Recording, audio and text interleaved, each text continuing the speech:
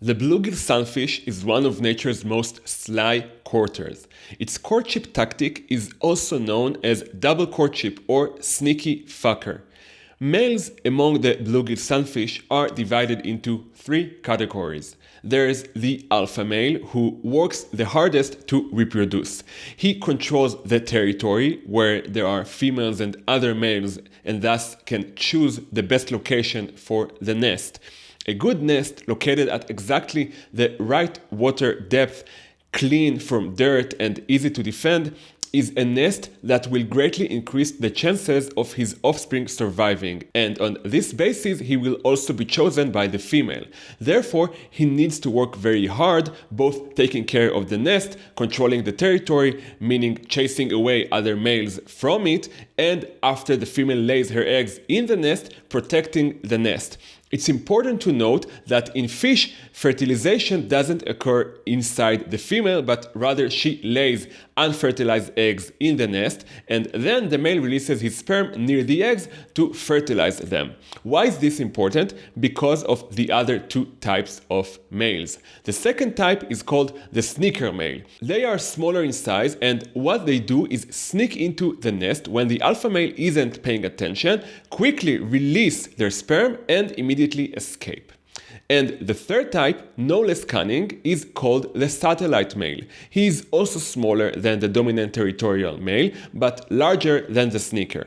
The satellite male mimics the color and behavior of females, so the alpha male mistakenly identifies him as a female and therefore allows him to stay close to the nest instead of removing him. When the real female releases her eggs, the satellite male in turn releases his sperm.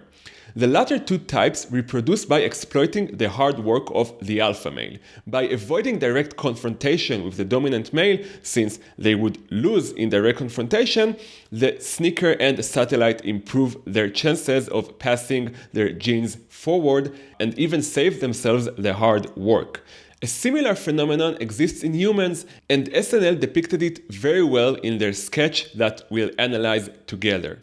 For those who don't know me, my name is Yaron Weisberg, formerly an IDF soldier in the intelligence corps and a high-tech professional, and in the past decade I've dedicated most of my time trying to decode the dynamics between the sexes and share insights I've learned, aiming to help people create better romantic relationships and live more meaningful lives.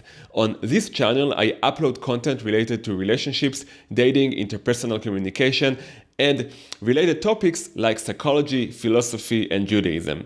I give lectures and courses for men, women, and both sexes together. Feel free to contact me by WhatsApp for more details on my private and group sessions. The men we talk about try to approach women through the back door while pretending to be women themselves, or at least anti-men. You can find them at radical feminist protests who effectively hate men and masculinity. I'm not saying every feminist hates men, and I'm not saying every man who calls himself a feminist is a sneaky fucker. But these sneaky ones identify a breach, a way to penetrate the system through the back door, through cynically exploiting feminist ideology for their benefit. These are men who have despaired of trying to be seen as attractive to women in the traditional way, according to classic standards for attractive masculinity. In other words, they simply can't compete with other men, and naturally they become bitter and resentful towards society's structure as it is. They feel that nature's laws are biased against them and that they've been wronged. And maybe they're right, maybe they have been wronged. I myself claim that there is no justice in the dating world or in the world in general, and that its rules can be cruel. A man born with cerebral palsy, for example, did he do something to deserve having such difficulty finding a partner? And women might feel compassion towards him and might like him as a person, but they're less likely to be attracted to him because attraction isn't a matter of choice. Women are attracted to men who have certain qualities and primarily, like the alpha fish, can provide protection and subsistence and therefore be contributing members of society. So sexual attraction isn't related to conscious choice and therefore isn't related to ideology that a person holds either, because those same radical feminists might not like men as a group, might even resent them, but that still doesn't mean they aren't attracted to them. They definitely can, as men can too, detest them and be attracted to them simultaneously. And that's exactly what those sneaky men don't understand about the feminists whose eggs they're trying to sneak into. Those feminists linked, mistakenly, sometimes because they were exposed to disappointing male figures in their lives, masculine traits to bad character. They haven't learned to distinguish between a strong and good man to a strong and tyrannical man. In their eyes, a dominant man necessarily uses his power to impose his will on others through oppression. Indeed, unfortunately, there are such men and such people in general, and children suffer from them the most because they're most vulnerable and unable to resist tyranny at home. This, by the way, is what many people don't think about when they automatically adopt the narrative that for thousands of years men oppressed women, that it's very difficult in one-on-one interaction to force your will on the other side. You can do it to a child who depends on you and is weaker than you and especially isn't fully cognitively developed. But how would you do it to an adult?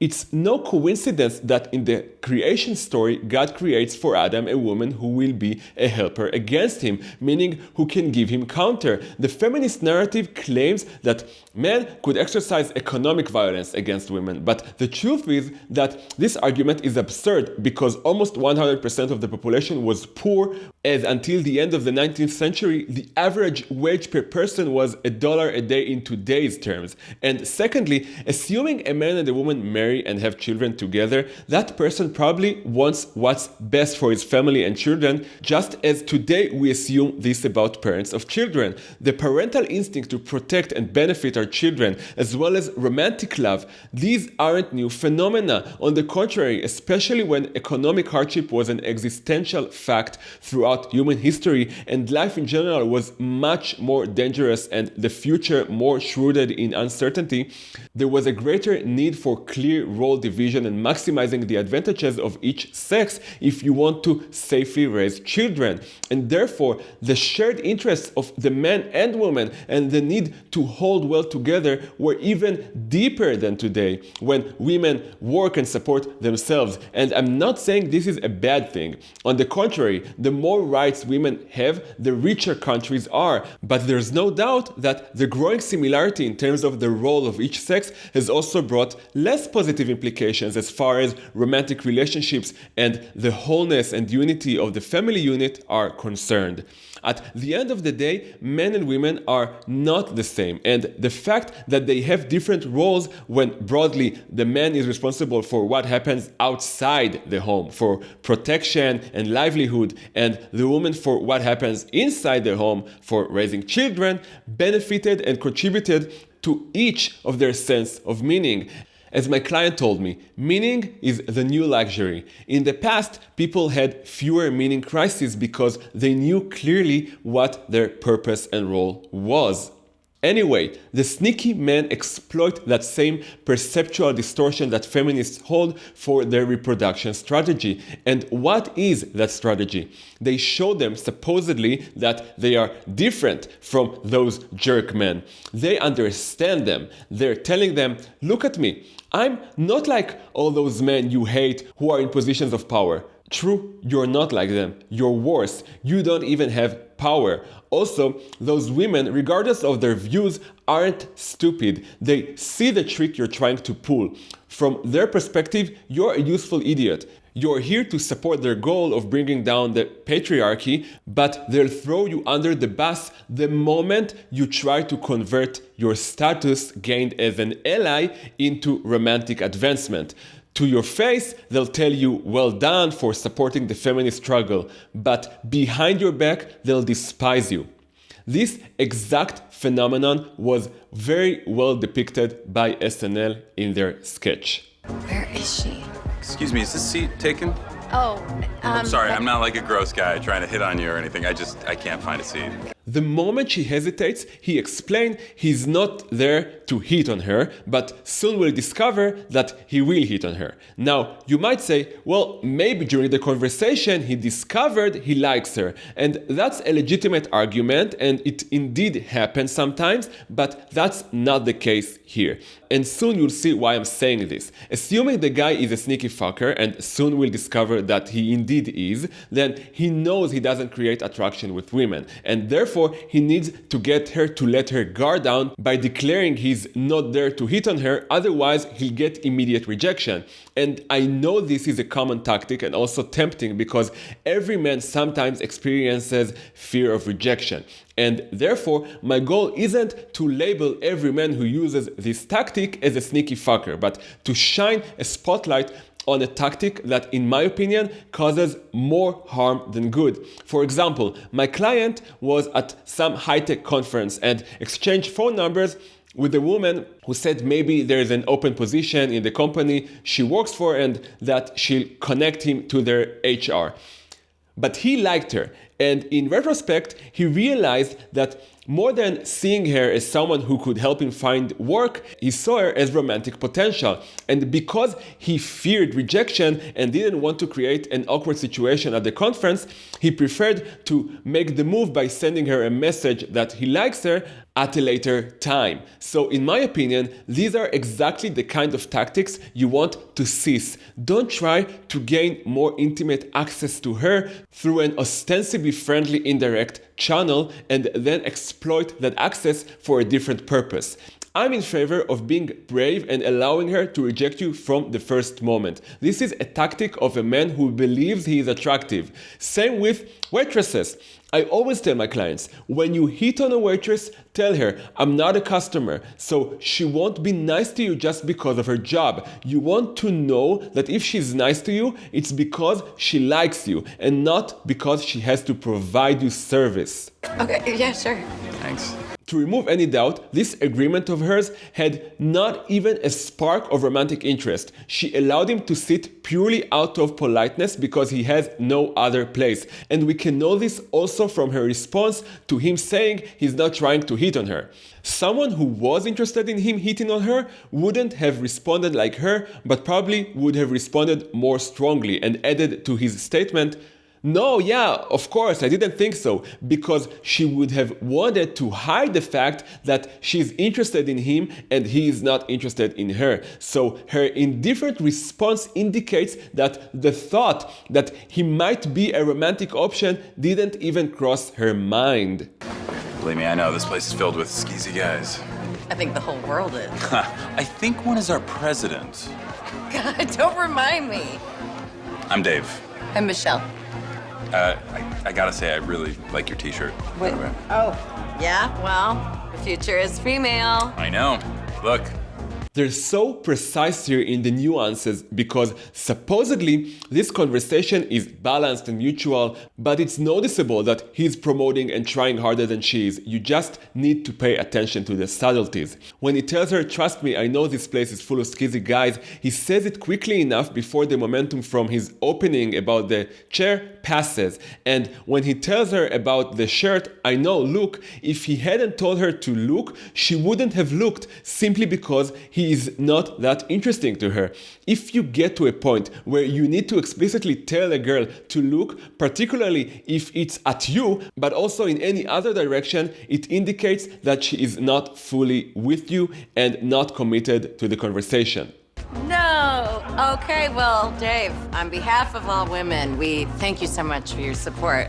There is no way to win in this game of feminists. If you don't support them, you're oppressive. If you do support them, you're like them, you're with them, against men, and you're definitely not fulfilling your purpose as a man to be a helper against the woman. Hey, would you maybe want to hang out sometime? You mean like a date? Yeah, like a date.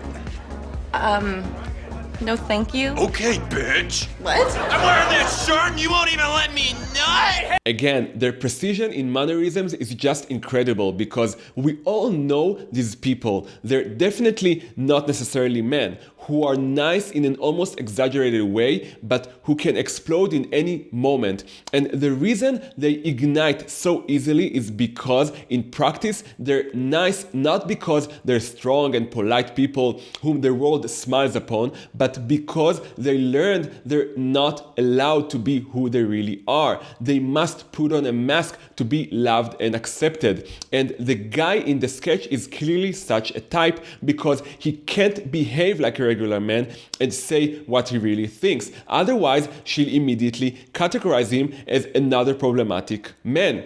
He believes that just as all men are scum, all women don't give a real chance, and therefore a man must put on a mask to sneak into their hearts. And therefore it's clear that his exaggerated niceness is a mask. Also, you can't be truly polite and nice when your worldview regarding half of the population is so negative. It means your general worldview is negative. And if the world is negative, what reason do you have to be nice? Clearly, you'll walk around with pent-up rage. More than that, if this is what he really thinks about men, clearly it reflects what he thinks about himself, because he's the man, and if male energy in the world is negative, then that includes the male energy within him. He tells himself he is not like that. He is a man who loves women, but that's really not true. How can he love them when none of them are interested in him?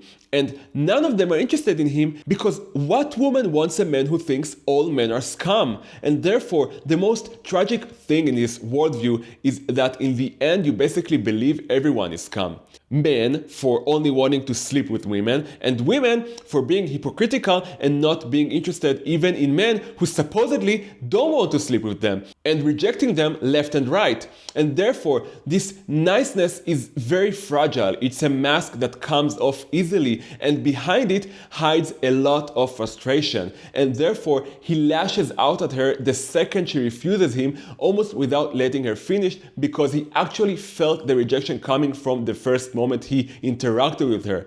He behaved like someone who was about to get rejected. You can see he's very sensitive to it, and therefore he didn't even give her more than a second to think when he asked if the chair was taken. And for the same reason, he continued talking the moment he convinced her he is not hitting on her, and reacted immediately when she said she's not interested, because he saw it coming, and therefore the response was almost automatic. He's used to being rejected, so he knows how to identify rejection miles away. And no matter how many acrobatic exercises he tries to do to avoid rejection, the rejection is inevitable. And with it, also his angry response to again being proved that he's not a worthy man and that women supposedly never give a chance. So if you want a good relationship, go for women who have a positive perception about men, who believe men are necessary for the world, and who believe that you as a man have something to contribute to them. Thank you for watching.